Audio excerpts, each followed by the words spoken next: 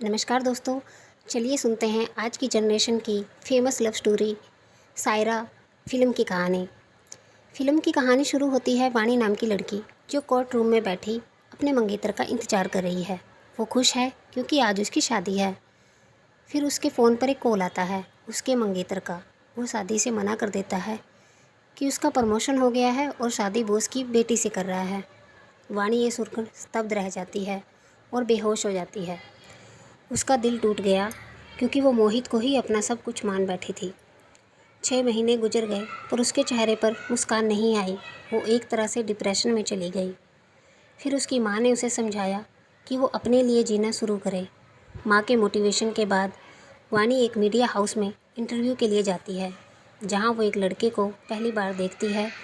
वो भी वहाँ किसी का इंतज़ार कर रहा था। वो इंटरव्यू के लिए अंदर चली जाती है पर उसकी डायरी चेयर पर ही छूट जाती है। उसका इंटरव्यू अच्छा गया और उसे जॉब मिल गई।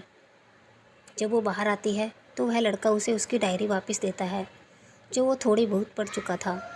वाणी को कविताएं लिखने का शौक़ था जो वो अपने मन से लिखती रहती। फिर वो लड़का वहीं एक एडिटर के साथ लड़ाई करने लगा कि उसने सारे बैंड के मेंबर को प्रमोट ना करके किसी एक लड़के को प्रमोट किया है जो एक अमीर बाप का बेटा है। दरअसल वो लड़का क्रश है जो एक म्यूजिक बैंड का मेंबर है। टैलेंटेड है पर वह खुद से नाराज़ सा रहता है। फिर उसके बैंड के बाकी मेंबर के साथ उस लड़के का झगड़ा हो जाता है। वो कहता है कि मैं अकेला ही काफ़ी हूँ। वह अकेले ही एक शो में परफॉर्मेंस के लिए जाता है। लोग उसे बड़ा पसंद करते हैं। फिर किसी बड़ी म्यूजिक कंपनी की ओर से किसी म्यूजिक एल्बम के सॉन्ग के लिए क्रिश को बुलाया गया। उसके लिए बड़ी अपॉर्चुनिटी थी। वह वाणी की कविता की कुछ लाइन सुनाता है जो उन्हें बड़ी पसंद आती है, पर उसे 3 दिन का ही समय दिया जाता है। वह वाणी के पास जाता है और वाणी को अपनी कविता देने को कहता है। वह मान जाती है पर उसकी वह पोएम अभी पूरी नहीं हुई थी। क्रिश उसे पूरा करने को कहता है पर वाणी कहती है मेरा मन नहीं है, ये सब अच्छे मन से लिखा जाता है, मैं लिखना नहीं चाहती। पर क्रिश उसे एक खूबसूरत जगह लेकर गया जो सुकून से भरी थी। वाणी को अच्छा लगा। उसने कविता को पूरा लिखा और क्रिश ने अपनी रात दिन की मेहनत लगाकर अपने सॉन्ग की वंडरफुल परफॉर्मेंस दी। इसके बाद अक्सर वाणी और क्रिश मिलते रहते। उसकी ज़िंदगी में नई उम्मीद सी आ गई। वो खुश रहने लगी। उसे क्रिश का साथ, सॉन्ग लिखना, क्रिश का उसे गाना, इन सब में वो अपने पुराने दर्द को भूल गई। वाणी को कहीं से पता चला कि उसकी माँ किसी बीमारी के इलाज के लिए पैसों की कमी के कारण इस दुनिया से चली गई थी, जिसके कारण वो अपने पिता से दूर रहता था और बहुत सारा पैसा कमाना चाहता था। वाणी ने उसके दर्द को समझा और उसकी केयर करने लगी। धीरे धीरे दोनों में नज़दीकियाँ बढ़ गई और एक दूसरे से प्यार करने लगे। दोनों का काम भी अच्छा चल रहा था। फिर अचानक वाणी कुछ कुछ चीज़ें भूलने लगी। उसने चेकअप करवाया तो डॉक्टर ने कोई बीमारी बताई कि जिससे तुम जल्दी ही सब कुछ भूल जाओगी। वह क्रिश को यह बात बताने गई पर वहाँ क्रिश को कोई बड़े इवेंट का ऑफ़र आया था। वो बहुत खुश था तो उसने उसे बताना ठीक ना समझा, लेकिन उसकी बीमारी धीरे धीरे बढ़ने लगी। दूसरी ओर महेश ने उनकी मीडिया एजेंसी को ख़रीद लिया। अब वो वाणी का बॉस था। उसको देखते ही उसके सारे दुख हरे हो गए। एक पार्टी में उसने वाणी को कहा कि वो उसे मिस करता है, तो वाणी ने कहा कि हम तो आपके साथ हैं तो मिस क्यों कर रहे हो। उसे थोड़ी देर बाद सब याद आ गया। वो वहाँ से घबराकर भाग गई और अपना पर्स वहीं भूल आई। अपने इवेंट के ख़त्म होने के बाद क्रिश सीधे वाणी को लेने पहुँचा पर वो जा चुकी थी और वहाँ के गार्ड ने उसे सारी बात भी बता दी। उसके पर्स में क्रिश को वो रिपोर्ट मिलती है जिसमें उसकी बीमारी के बारे में लिखा था। क्रिश सीधे उस गार्डन में पहुँचा जहाँ अक्सर वो सुकून की तलाश में जाते थे। क्रिश ने कहा मुझे बताया क्यों नहीं, इतनी बड़ी बात, हम कल डॉक्टर के पास चलते हैं। डॉक्टर ने कहा कि स्ट्रेस ना हो तो ये बीमारी ठीक हो सकती है, इसे कहीं साथ जगह ले जाओ। क्रिश वाणी से कहा तो मैं सारी परेशानियों से दूर ले जाऊंगा। क्रिश के एक दोस्त ने कहा छोड़ ना इस लड़की का चक्कर, तू अपने करियर पर फोकस कर, तू कामयाबी के करीब है।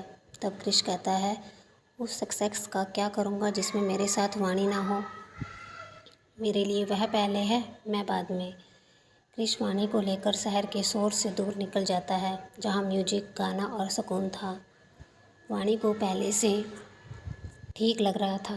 फिर क्रिश के पास किसी बड़ी एल्बम का ऑफ़र आता है। ये क्रिश को बड़ी ऊंचाइयों पर ले जाता, लेकिन उसने मना कर दिया कि मैं वाणी को छोड़कर नहीं जाऊंगा। जब वाणी को पता चला तो उसने क्रिश को जाने के लिए मना लिया। वो भी साथ चली गई। उस इवेंट का स्पॉन्सर महेश ने किया था। वो भी वहीं था जो मौका पाकर वाणी से बदतमीजी करने लगा, लेकिन क्रिश उसे बचा लेता है और महेश को बहुत मारता है। पर वाणी फिर से सब कुछ भूल गई और चाकू लेकर क्रिश पर ही वार करने लगी। उसे लग रहा था कि वो महेश से शादी करने वाली है। वहाँ जैसे तैसे क्रिश ने वाणी को संभाला। इस घटना के बाद क्रिश का शो भी बीच में छूट गया। इन सब से वाणी कहीं चली गई। क्रिश ने हर जगह ढूंढा, अपनी जी जान लगा दी, पर उसके ना मिलने पर वो टूट गया था। ऐसे ही 1 साल बीत गया। क्रिश हमेशा वाणी की यादों में खोया रहता। उसकी आवाज़ में प्यार को खोने का दर्द था। इस 1 साल में वो सुपरस्टार बन गया। फिर एक दिन वो इंग्लैंड में था, जहाँ सोशल मीडिया चलाते हुए उसके दोस्त को वाणी हिमाचल की किसी जगह किसी पिक में दिखाई दी। उसने जब क्रिश को बताया तो वो अपना सब कुछ छोड़कर इंडिया आ गया और हिमाचल उस जगह पहुँचा जहाँ पर वाणी वहाँ नहीं थी। वो एक महिला आश्रम था। वहाँ एक लेडीज़ ने वाणी को लिखा हुआ एक लेटर क्रिश को दिया, जिसमें वाणी ने लिखा था कि वो अपने प्यार की कामयाबी के बीच नहीं आना चाहती, इसलिए उससे दूर जा रही है।